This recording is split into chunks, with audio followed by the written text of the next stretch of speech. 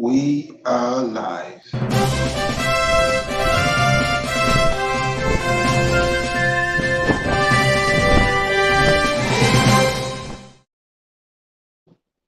Greetings, everyone, and welcome to Constitution Tuesday. I remember your humble host, Edmond, Ikeh. This is a show called Nigerian Constitution and Your Right, or Nigerian Constitution Know Your Right. It's a show powered by the Global Coalition for Security and Democracy in Nigeria, GCSDN, every Tuesday, 9 p.m. Nigerian time, or 3 p.m. US Central Time if you live in Mid-America, or 4 p.m. US Eastern Time if you live in the eastern part of Nigeria. So please, if you're joining this show now, share the link to your friends, share the link to your family, and let's have a good sizable number of audience to come and learn about the Nigerian Constitution. All right, because there's a lot of things that spark in different sections of the Nigerian Constitution that a lot of people are not aware. That is why that's the purpose of this show, to educate our people, to enlighten our people, to understand what is within the Nigerian Constitution 1999 as amended. And today I'll be joined by a few special guests, and I'll be bringing them into the studio one by one, and they will introduce themselves. And one of the guests is, I think, let me add to the stream. Welcome, UC Maxwell. Please introduce yourself to the audience. Good evening. It's 9 p.m. Nigerian time. My name is UC Maxwell. I am the founder of Law Depth International Foundation, a foundation that is committed to educating the general public on law, legal matters, justice, and basically we advance the SDG 16, which is peace, justice, and strong institution. And I am a student of law, and also I am into the printing business, graphic design and print. Thank you. Thank you very much, UC Maxwell, for honoring our invitation. You've heard about his credentials. So he's a law student and a founder of an organization that enlightens Nigerians about the law. And he's the right person to come and speak to us and speak to our fellow Nigerians about the law. And today's conversation is going to be focus on the Section 8 of the Nigerian Constitution 1999 as amended. However, we will be touching about different sections based on preference of UC Maxwell. And I think we will be expecting other guests, but he keep coming in and out, probably network issues. So as soon as he comes in with a stable connection, we'll add him to the stream. So today's topic is, yes, there is referendum in the Nigerian Constitution. Someone said, oh yeah, is there really a referendum in the Nigerian Constitution? Yes, there is a referendum, but hopefully we're going to explain it in a better terms that you understand. So it's some people are quite not sure if the referendum, what the referendum means and how does it apply, or how can we apply it. So let me try to add my other guest to the stream. He's a legal practitioner in Nigeria. Yes, he's here. Welcome, Joseph, the good barrister. He's a regular host. If you have been on this show on Tuesdays or have watched our previous video, you've probably seen his face so many times. So, but once again, go ahead and introduce yourself, Barrister Joseph. Yeah, good evening, good day, wherever you're watching us from. I'm your regular guest, Joseph Mtemdo Bagyo, the Nigerian Bar Association Secretary here in Makurdi, Benue State, Nigeria, West Africa. All right, thank you very much, and we're happy to have you once again as our guest. So let's dive into the conversation proper. I will give the mic to the good barrister, then I will hear your view. So the barrister, please, in just a few seconds, what does referendum mean? Please, what does it mean? What is referendum? Pastor Joseph. Yeah, simply put, referendum. Yes. Go ahead. Yes, referendum simply means uh, a step towards deriving authority from the people to do a particular thing in a constitutional manner. So uh, it could be the National Assembly, or it could be a state house of assembly, or it could be uh, the executive trying to take a particular decision. So, which decision can only be achieved if same or the power is derived from the people to act in such a manner. So we can simply say a referendum is deriving constitutional authority or constitutional uh, powers from the people to do a particular thing within a particular legal context. Thank you very much, Barrister Joseph.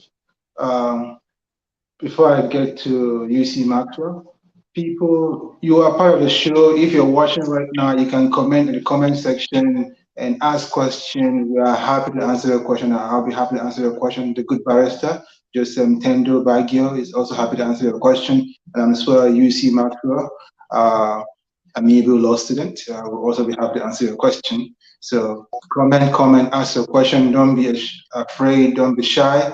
This show is for all of us. It's for all Nigerians, all lovers of Nigeria, and the lovers of the Constitution of Nigeria, 1999, as amended. So now, over to you, UC Maxwell. When you hear the word referendum, what does it mean to you? What bell does it ring? Okay, thank you very much, Dr. Edmond, and it's a pleasure to be on your show to talk about the law. Referendum, simply put, is just a direct choosing or voting by a given people to make decisions. It could be a voting to make decision regarding a law, regarding to change a particular thing, but simply put, referendum is a direct choice, a direct voting of a given people to change status quo or take decisions, just simply. Thank you very much. Thank you for those definitions. So you've heard from Barrister Joseph, you heard from UC Maxwell. Referendum is just a voting exercise to make a choice, to make a decision in a democratic setting. Even in some non-democratic settings too, you can also pursue the course of referendum. So that being said, we are going to specifically talk about a referendum in the case of state creation, local government creation, or creation of a given segment, cutting out a segment of a country, a region, so it can be done via a referendum. So I'll start with UC Maxwell again. So UC Maxwell, the Nigerian Constitution map out a pathway towards referendum to create a state or local government. Can you give us a brief rundown on how to create a new local government so that we can understand that, yes, you can create a local government and this is how it can be done, how we can go about it? Okay, thank you very much. Generally, under the 1999 Constitution, which of course is our area of focus because the 1999 Constitution is the ground norm that regulates generally Nigeria as a federal republic or as a democratic setting. Now, under Section 3 of the Constitution, it's provided for the list of states which are within the territory of Nigeria, not only the 36 states, it also went further to provide for the Federal Capital Territory. You can see that under Section 3, subsection 1, and subsection 4. They are all provided in the 1999 Constitution. However, since the Constitution provided for these particular states, the Constitution made reference, or the drafters of the Constitution, knowing that there could be a possibility for the addition of states or the removal of states which have been provided under the 1999 Constitution, it went further under Section 8 of the same 1999 Constitution. You can see that under subsection 1, it provided for the modus or the way of adding states to the territory of Nigeria. And then under subsection 2, subsection 3 and 4 subsequently, it also provides for how you can add local government to the already existing local government of a state. So generally, I don't know if you want me to go into the details about the procedures of actually taking this referendum as to the creation of this state in Nigeria. Now, if you want to add a state in Nigeria, since it regards to state, it has to deal with the National Assembly in question. Okay. Let's start with local. Describe the process for the local government. I will have Barrister Joseph to describe the process for creation of a state in this state. You describe the creation of a local government. Okay, thank you very much. Now, you know, under the state system, you have a single house legislature, which is just the State House of Assembly, unlike the national, where you have a twin house of the House of Reps and the Senate. Now, since it is just the State House of Assembly, where there is a need to add local government, the purview of the House of Assembly of a state does not exceed the boundaries of the states, definitely. So if there is a need to add local governments within the state, such area which has decided for itself that it is desirous of a new local government will make a request. When that request is made, it will also be by the general acceptance of everybody within that particular place. Now, note that this could be within different councils. You know, you have councillors within a state, so it could be between different councils. Now, the generality of people within these councils will come together and will agree and make an application to the State House of Assembly. And after this application have been made, the several house members who represent these areas that want to carve out a new local government for itself, we have a 2/3 majority agreement.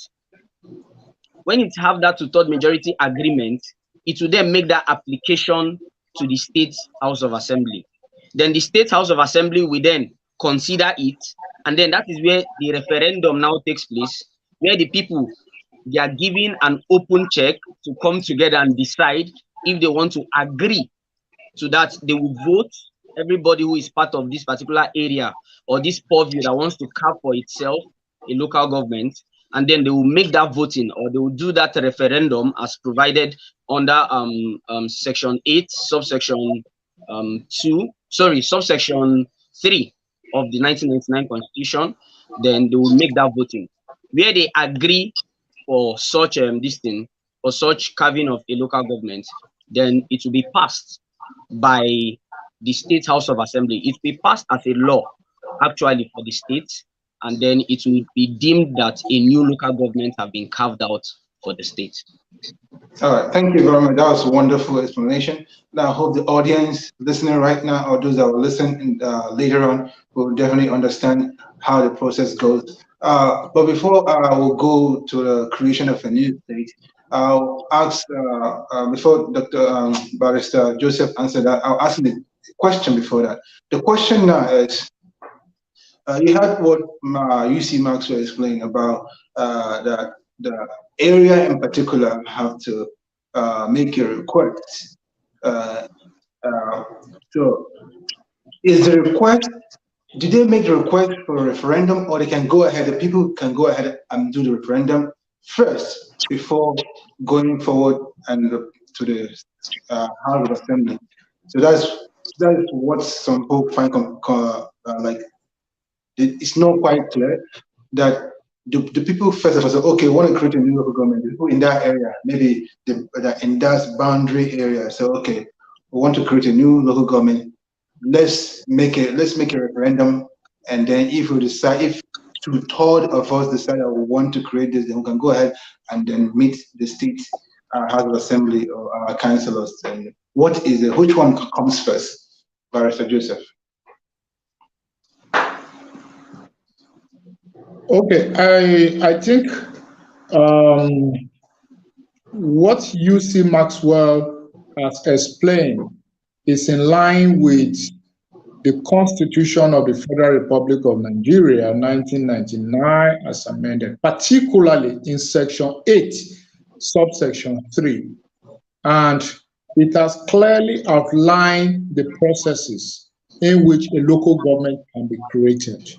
And first of it is that there must be an interest from the people to say, look, we want to have a new local government. And once that request is put to the State House of Assembly, then the State House of Assembly will also follow the due process. And the due process there would be that, yes, we have met the two-thirds requirement.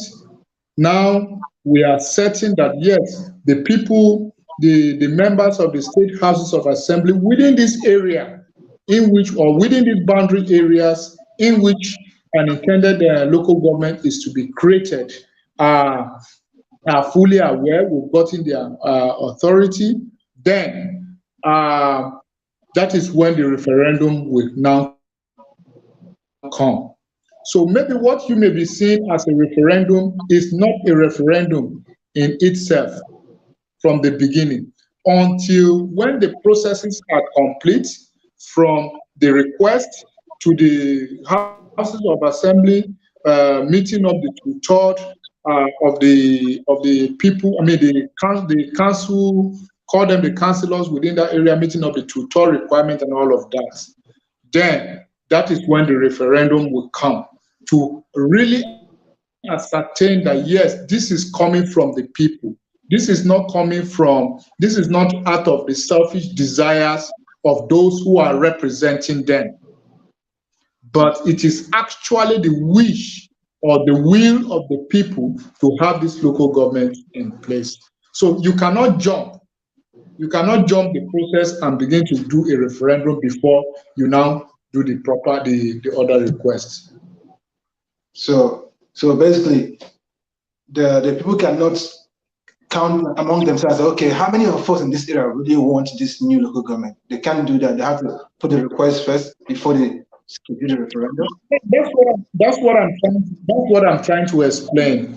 That what you may be considering as a referendum at that point may not be a referendum if it is interpreted in the context of the Constitution. But however, the people can speak through their representative to say, look, it is high time. We have seen this is our geographical area, this is our boundary, and there is need for us to have a local government of our own, because there is need for us to harness our economic, there is need for us to determine our own political independence or sovereignty or whatever. The people can actually do all of that. Okay. But when it comes to the process of creation, it is the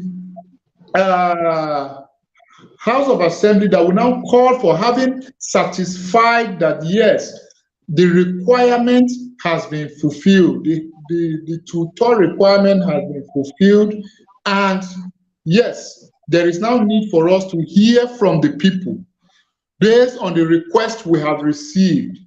It is right for us to hear from the people. It is right for the people to vote and determine whether really they want it, and it is not based on the wishes and the will of those who are just representing them for their own selfish interests. All right, thank you very much. I'm going to read the comment sections now, and after reading the comment section, we'll take a quick break, and then we'll come back to talk about state creation. Comment section. We have a comment from Rita English. It said, "Greetings, my people. Thank God again for the gift of life." Thank you, Miss Rita. You're always here to support the program. Appreciate your time, always commenting. You can ask question if you have any question about what we're discussing about. It can be a complex topic, a complex issue that people don't quite understand. Some people will even say that it's not. So, why? That's why I choose this topic. Yes, there's a referendum in Nigerian constitution because some people don't even believe that there is actually the mention of referendum within our constitution. So it is mentioned, and this is the context in which it is mentioned. That is why we are having this conversation today. All right. I think Rita is the only one that have commented so far. I don't know why people just watch and not commenting. People comment, ask your question. Let's interact. Okay. Let's interact. All right. So this show is supposed to be for all of us, for all Nigerians. As you watch, you ask questions. What I find out in life is that you learn more when you ask questions. But when you ask questions, then you can get an explanation, and that explanation help you understand better and help you retain what you have learned. Okay. So please ask questions. Don't be shy. And we'll take a quick break, and when we come back, we'll talk about the state creation. Invitation. Principals and proprietors of public and secondary schools in Nigeria are hereby invited to register 2 of their students for the first national quiz competition on the Nigerian Constitution for secondary schools in Nigeria. Commencement date 1st October 2022. Deadline for registration 15th August 2022. Registration fee free. Venue virtual. Prizes to be won by the 6 best schools include millions of naira, laptops, copies of the Nigerian Constitution, and lots more. Please request a free application form by sending an email to rights.gcsdn@gmail.com or gcsdn@gcsdn.org. You cannot stand for your rights if you don't know your rights. This project is powered by the Global Coalition for Security and Democracy in Nigeria, GCSDN, and the Rescue Me Now Data and Media Limited. Signed, Dr. Edmond Ikeh, Project Administrator.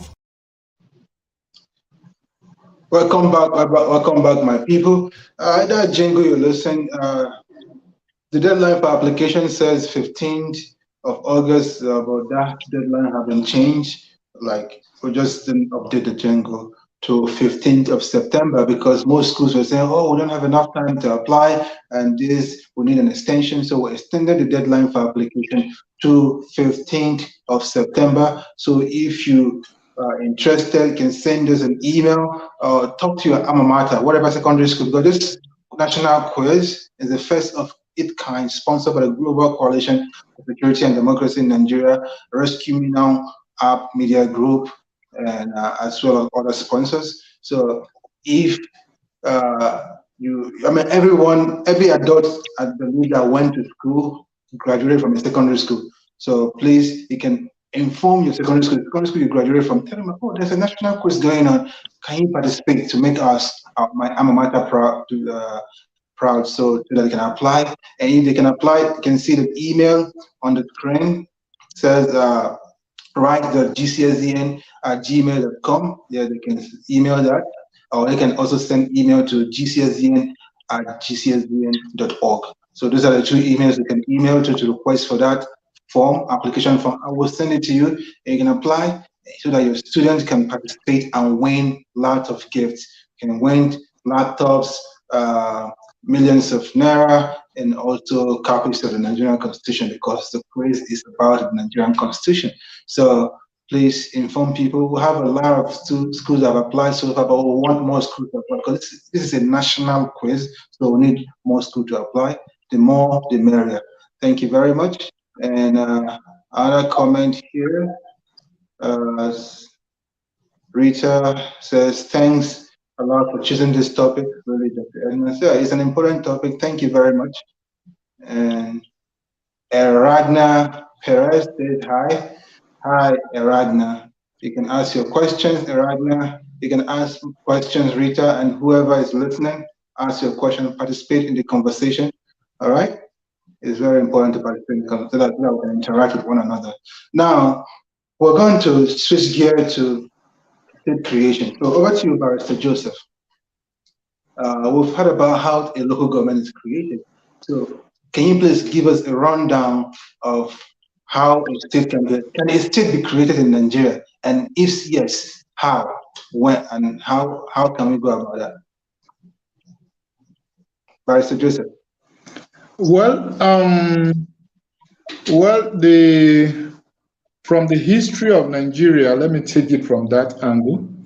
It was more easier creating states under the military regime. Perhaps that is because the constitution is suspended and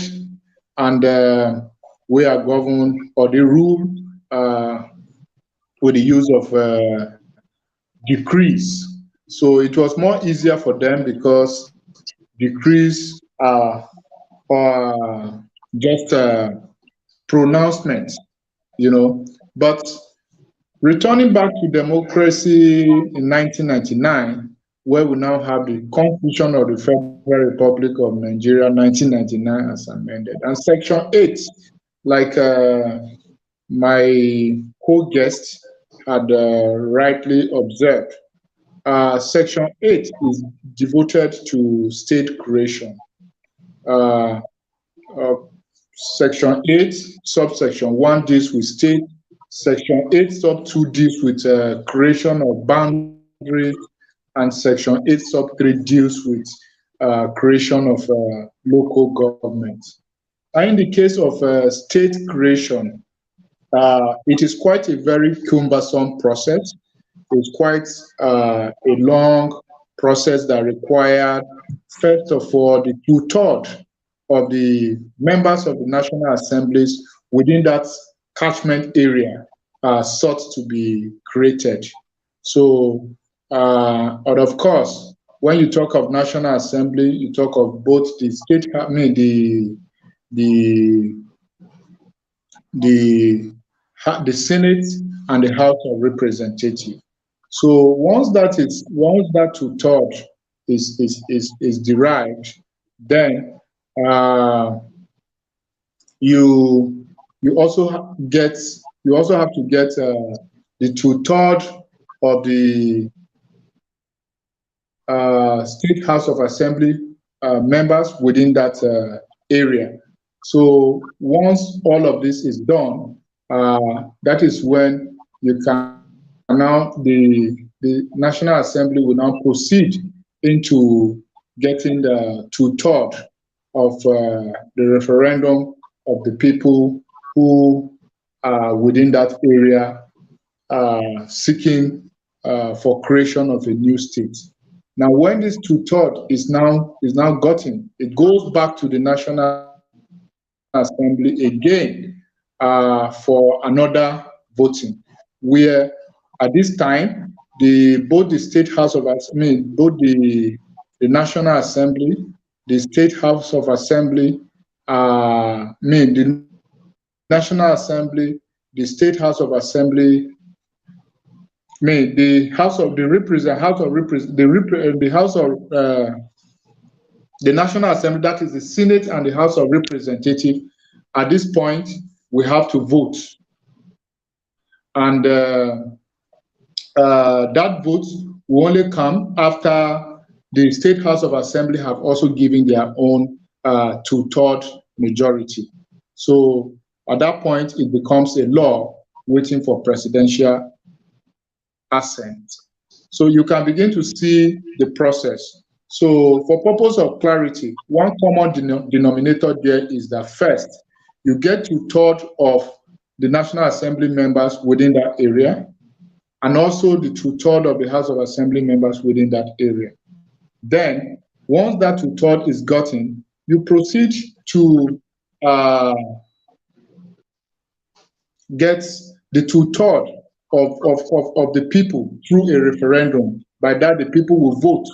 So once the people vote, then the State House of Assembly within that area will also vote to get two-thirds of the members within that area. At that point, it goes to the National Assembly, where the both uh, the two houses will vote to say, yes, these people, we have gone through all the processes. We have gotten the two-thirds of majority of the House of Assembly. We have gotten two-thirds of the referendum from the people. And now it is time for us to determine. And that can only be done through the vote of the two House of National Assembly members, of the National Assembly. So the common denominator that lies there is getting the two-thirds in all of this. So you can see the process, how cumbersome it is. Getting the two-thirds of getting the people in a referendum to vote, getting the State House of Assembly to vote, getting the National Assembly members to vote. All of this require two-thirds. Then finally getting the presidential assent. So you can see that is the reason why it has become very difficult for Nigeria under democratic rule to have state creation, because the constitutional requirement is quite a cumbersome one. So several attempts have been made, but of course, the problem has always remained getting even the two-thirds of the people. That is the referendum from the people. That has always been the challenge.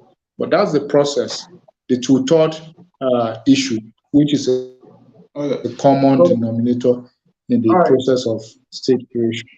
But the first step, whether in local government creation or state creation, the first step is like the people in that area have to vote and say they want to carve out a part of that area, right?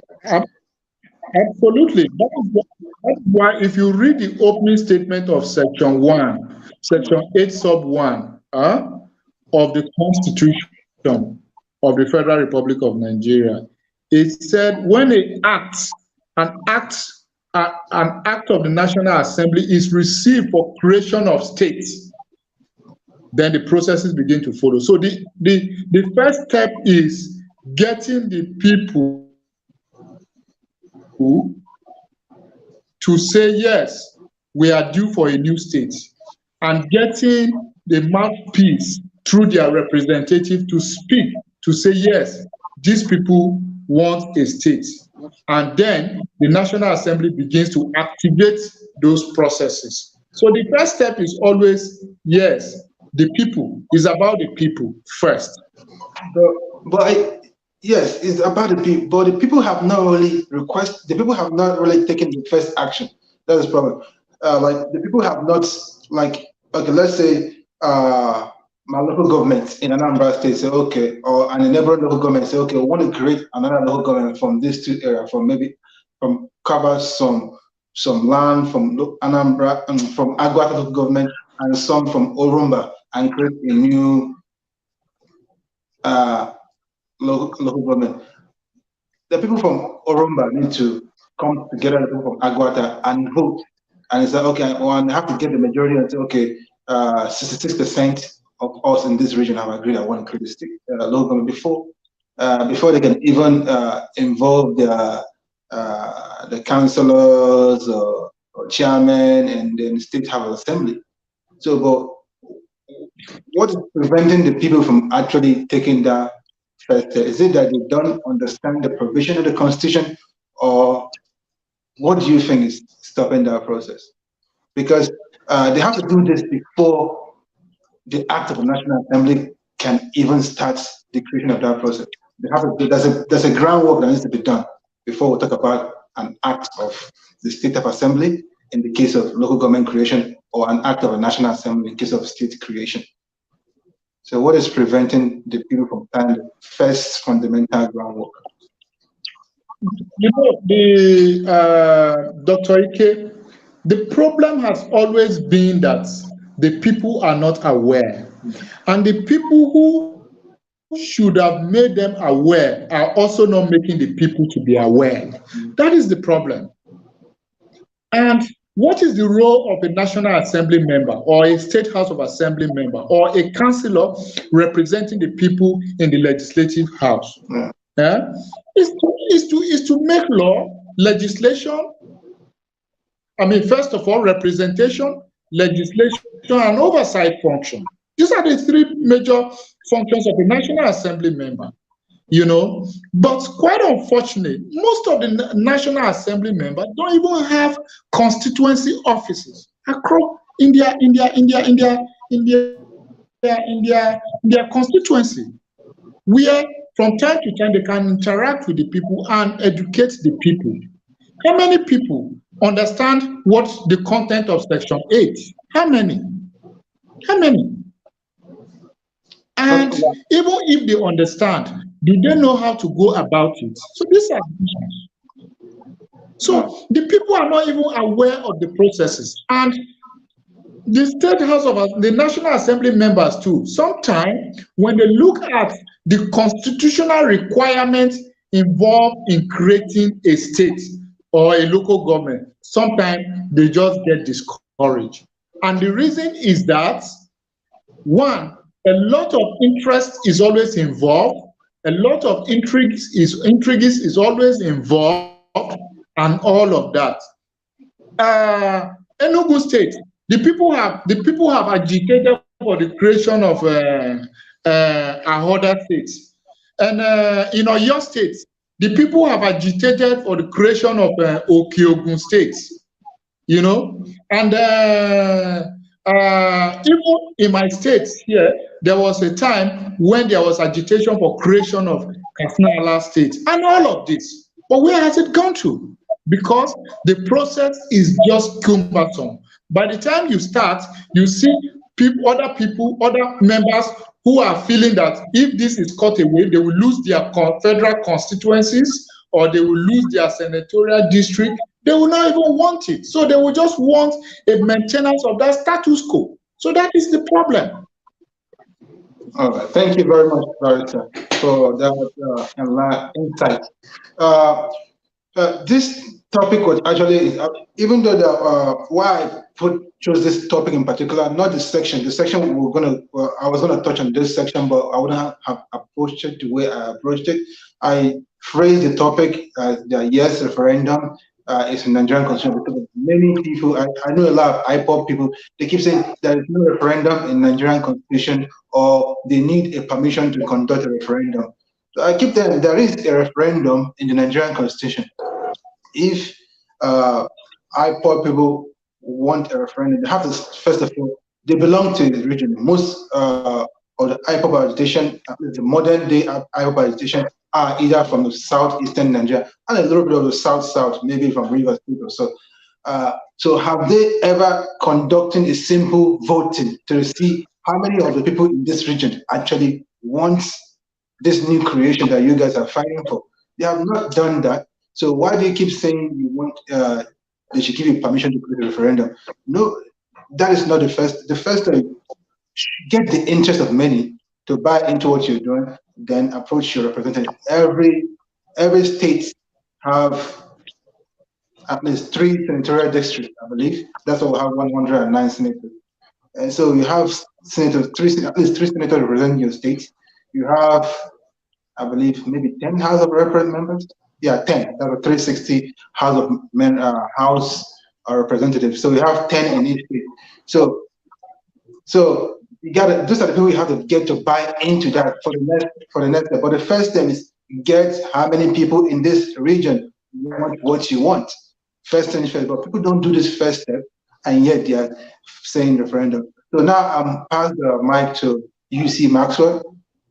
So why do you think the people don't actually take the first basic step of doing what this is in the quest for referendum? Okay, thank you very much, Dr. Edmond. Before I come very in-depth into what you said, you know, in creation of states and addition or remapping of boundaries of states, or creation of local governments and boundaries of local governments, it has to do with a law. That is why the section provides that it will not take place. There have to be an act for the National Assembly or a law for the State House of Assembly. And before that law now takes effect, before these processes that we have outlined have to take place, there is a place of request, there is a place of voting, or the referendum which you mentioned. Now, I want to create a very, very serious dichotomy between the creation of states and local government from a referendum for secession. Very, very important.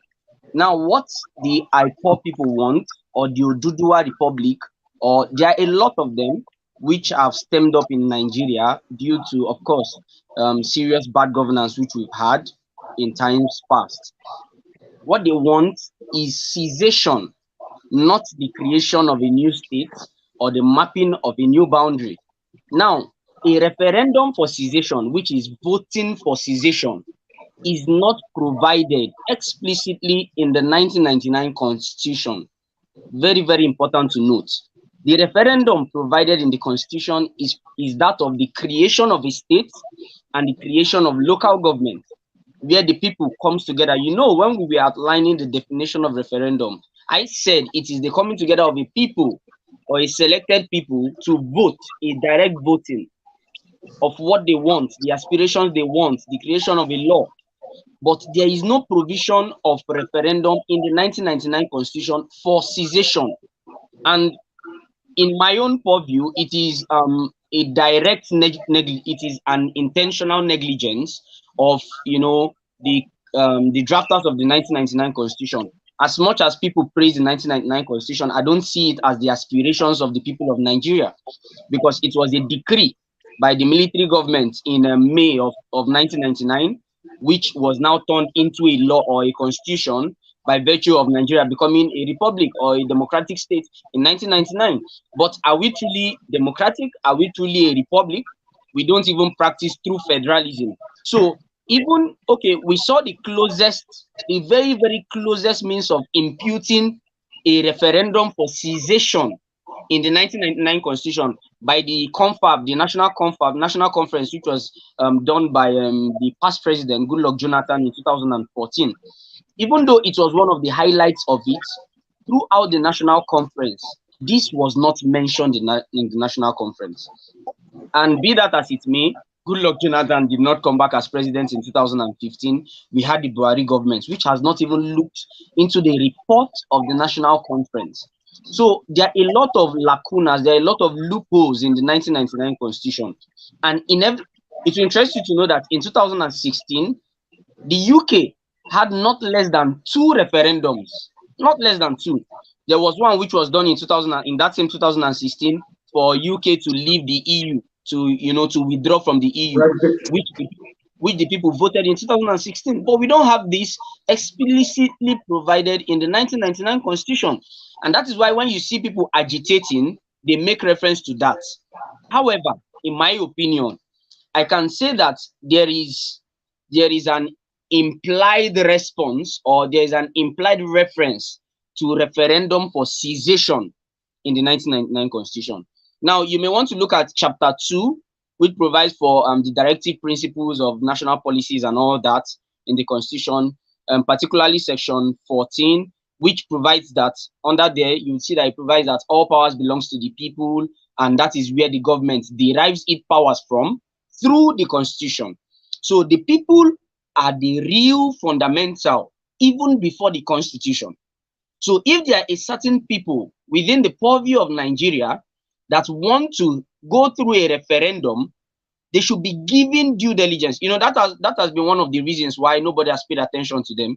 When they cry out for referendum for secession, there are claims that it is not in the Constitution, so there is no need.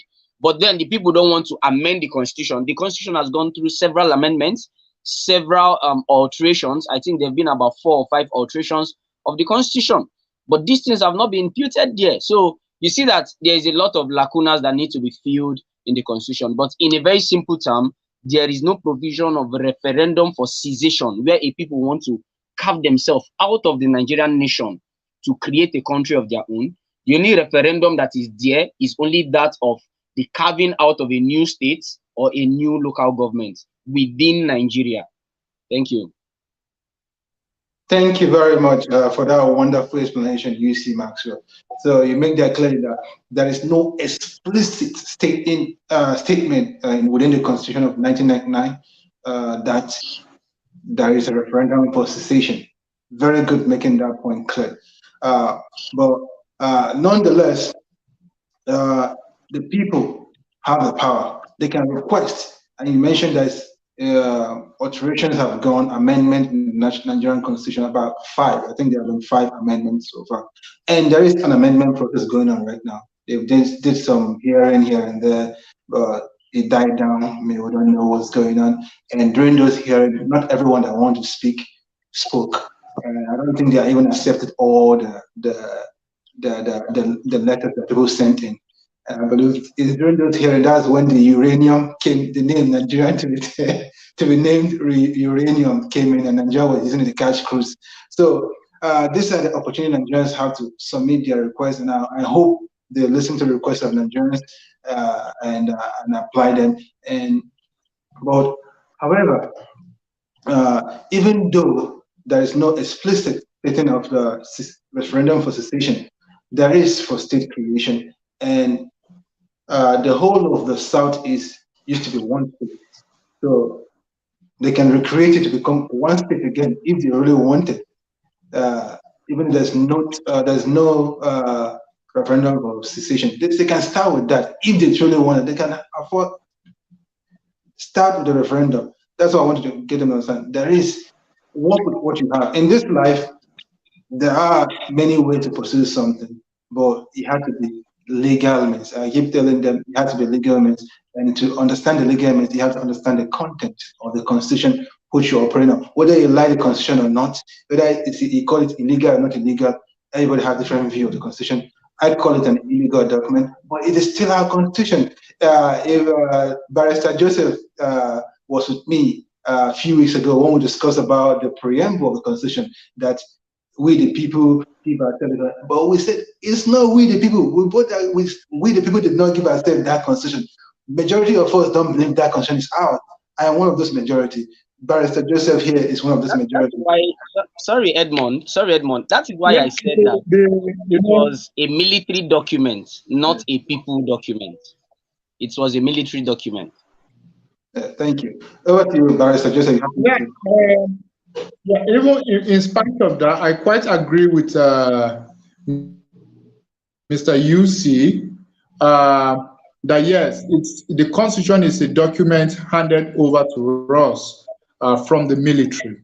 But let's not also be unmindful of the fact that so far the Constitution is on the 5th Amendment now.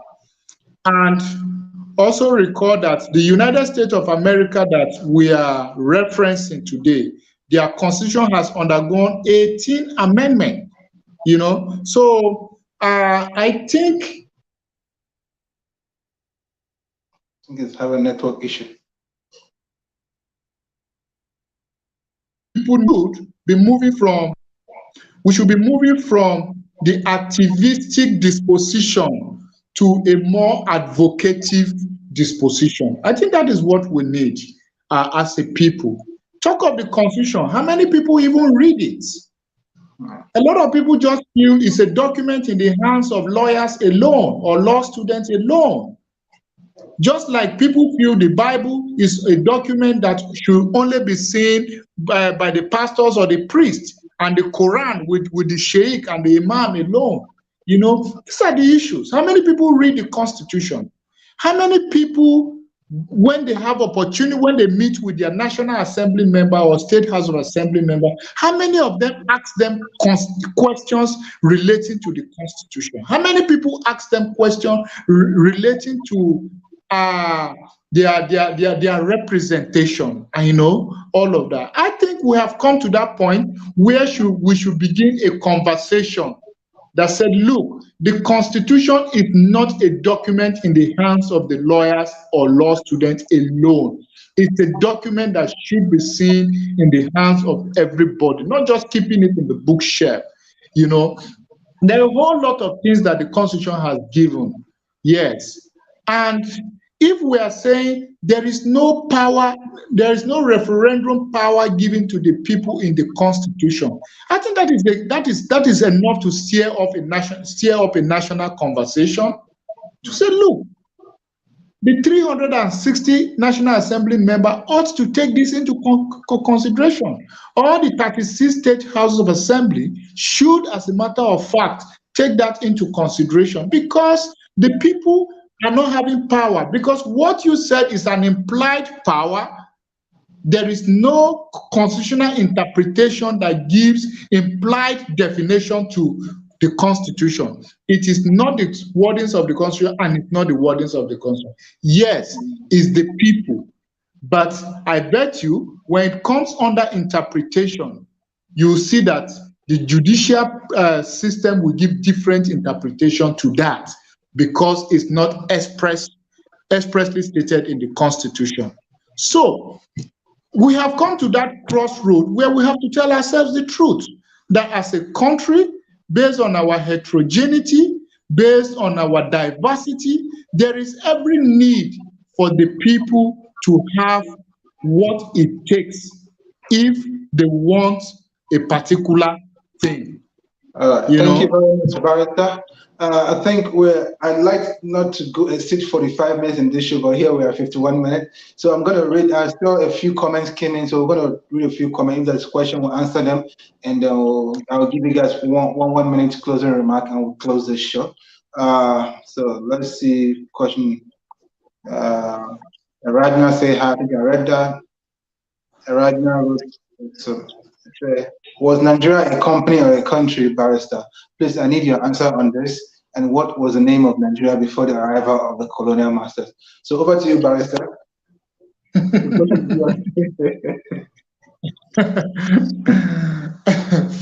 Well,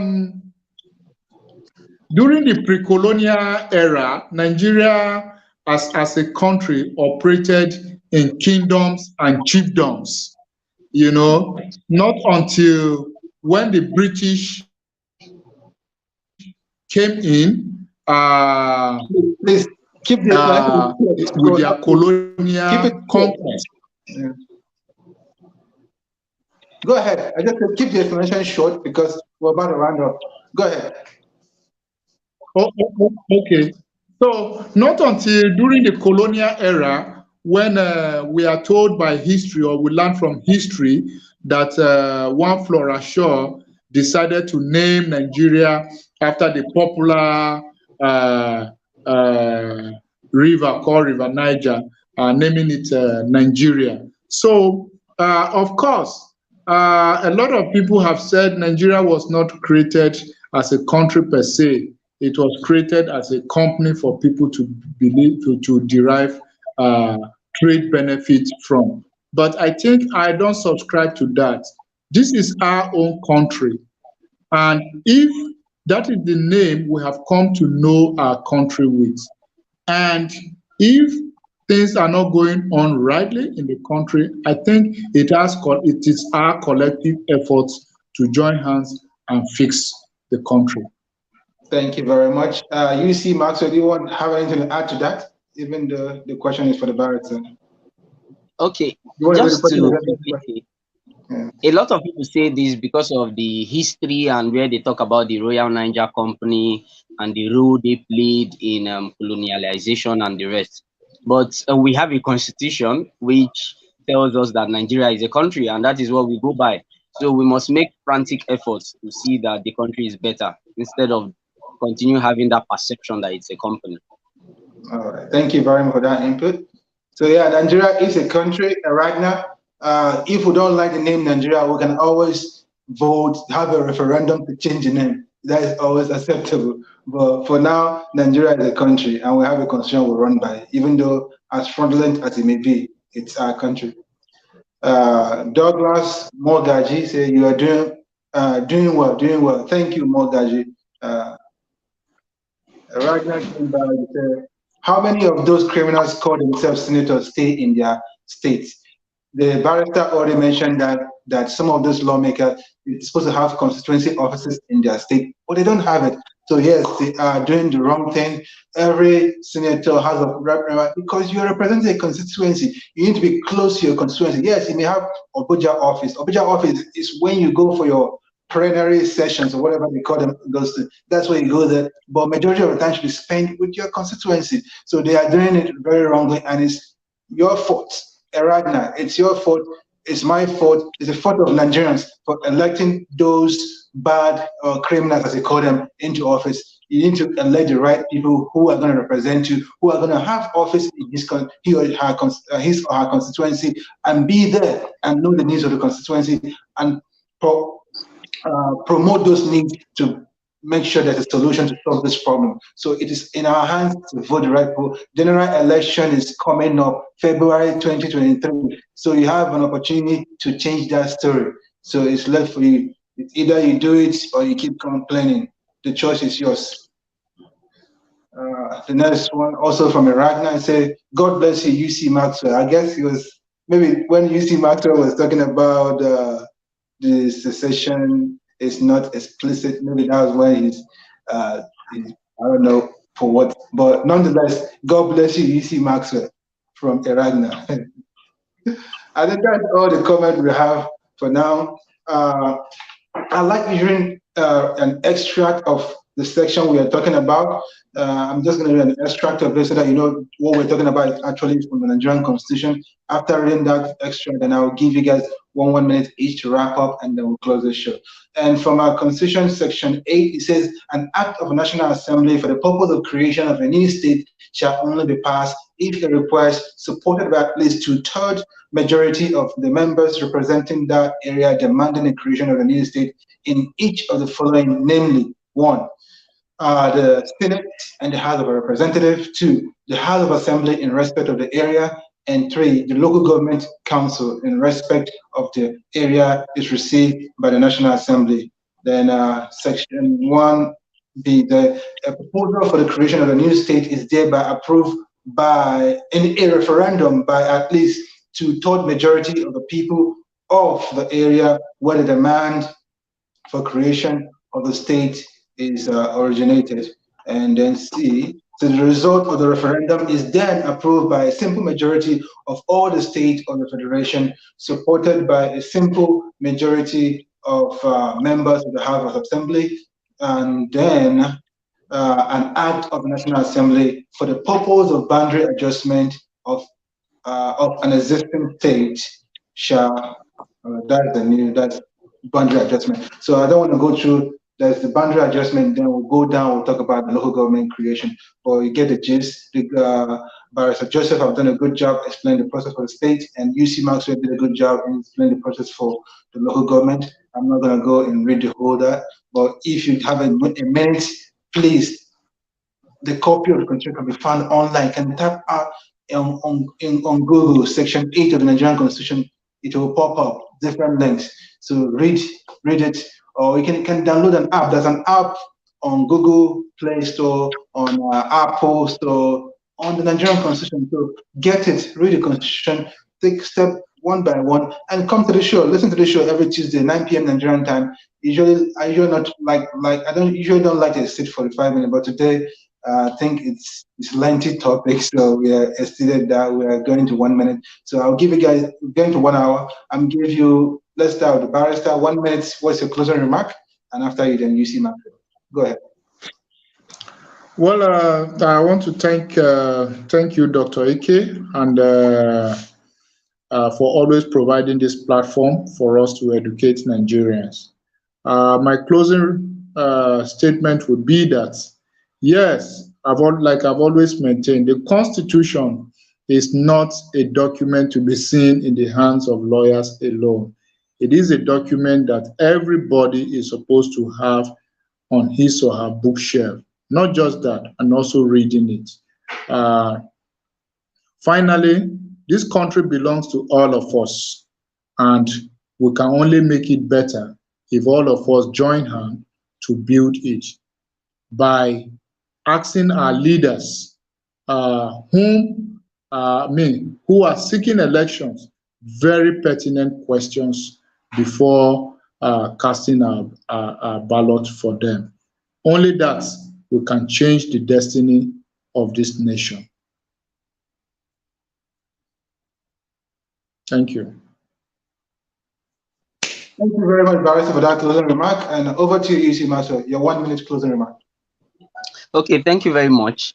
The famous and astute Abraham Lincoln said that no man is worthy to govern another man without his consent. So anybody who must govern you as a citizen requires your consent before you can give them power. And that is why Abraham Lincoln still said that even democracy is a government of the people, by the people, and for the people. So whatever must stem up as laws in Nigeria must derive from the minds and aspirations of Nigerians. For state creations, of course, legislatures have a lot to do. You know, there's a marginalization currently. Even Lagos, that has a high population, has low local government compared to Katsina, Akwa Ibom, and some other states. So these people must have a roundtable meeting with other state governors, other lawmakers, and make sure that the reality is done in Nigeria. You know, there is a difference between what ought to be and what is. In Nigeria, we are seeing what is and not what ought to be. So I guess it's time we start doing what ought to be. And I encourage everybody, the elections are around the corner. Please cast your votes in 2023. Very important. And thank you, Dr. Edmond, for putting this together and inviting me here to speak. It has been an honor. And to speak with a learned, an astute lawyer, Barrister Joseph, it's been a pleasure. Thank you so much for the platform. God bless you. Thank you both. You guys have been amazing. Thank you for taking our time to come to this show. Barrister Joseph, I've always been amazing. Whenever I said, Barrister Joseph, please, can you come to the show? He'd say, yes, I'll be there. So I really appreciate that. And this is the first time UC Maxwell have made his first debut appearance. This is debut appearance. Hopefully he's going to accept to come in the future. We're going to keep that step in the Constitution, where we did a whole series on the fundamental rights, and Barrister Joseph appeared in some of those